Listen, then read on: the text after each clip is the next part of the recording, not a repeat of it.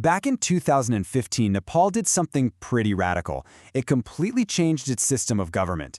A massive shift like that, it raises some really crucial questions. So today, we're going to dive into what this new federal system is all about and explore the argument for why it might just be the perfect fit for a nation as incredibly diverse as Nepal. So what does this new setup actually look like? Well, in 2015, a new constitution was put in place that established a three-tiered federal system. And we're not talking about a small tweak here. This was a fundamental redesign of how the entire country is run. You can basically think of it in three layers. Right at the top, you've got the federal government. Then, sitting below that, power is spread out across 7 provincial governments. And finally, and this is so important, it trickles all the way down to the local governments. That's your municipalities and your rural municipalities. The whole point of this? To get power out of just one central spot and bring it way closer to the folks on the ground. But a change this massive always brings up a big question. Was this actually the right call for Nepal? Is federalism really the best model for a country with such unique circumstances?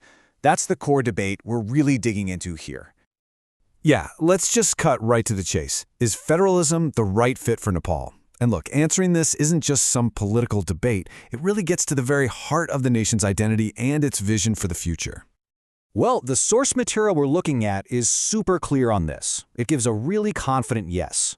The argument here is that for Nepal, federalism isn't just an option, it's the most suitable system out there.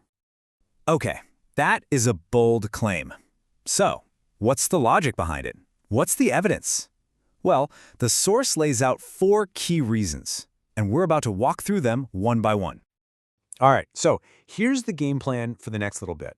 We're going to hit on local development, this idea of unity and diversity, how power is balanced, and finally, accountability and transparency. Think of these as the 4 pillars holding this whole argument up. First up, local development. Now, the thinking here is actually pretty simple, but it's also incredibly powerful. When you give the power to make decisions to the folks running the villages and cities, things just happen faster. They know what their communities actually need, right? So the idea is you get projects that are more relevant and way more effective. Next, you can't talk about Nepal without talking about its incredible diversity. I mean, geographically, linguistically, culturally, it's such a rich tapestry. So the argument is that federalism really honors that reality. It gives all these different groups a real seat at the table, a real say in how they're governed. It's about finding unity because of the diversity, not in spite of it. And that leads us right to the third point, balancing power. Think about it. Before this federal system, pretty much all the power was piled up in the capital. And what did that mean? Well, a lot of the outer regions felt forgotten or neglected. Federalism is designed to be the fix for that. By spreading that power out to the provinces and local areas, it's supposed to stop any single region from calling all the shots and make sure everyone gets a fair slice of the development pie. And our fourth and final reason? It all comes down to trust. It's pretty simple, right? When the people governing you are literally your neighbors, you can hold them accountable directly. There's nowhere for them to hide.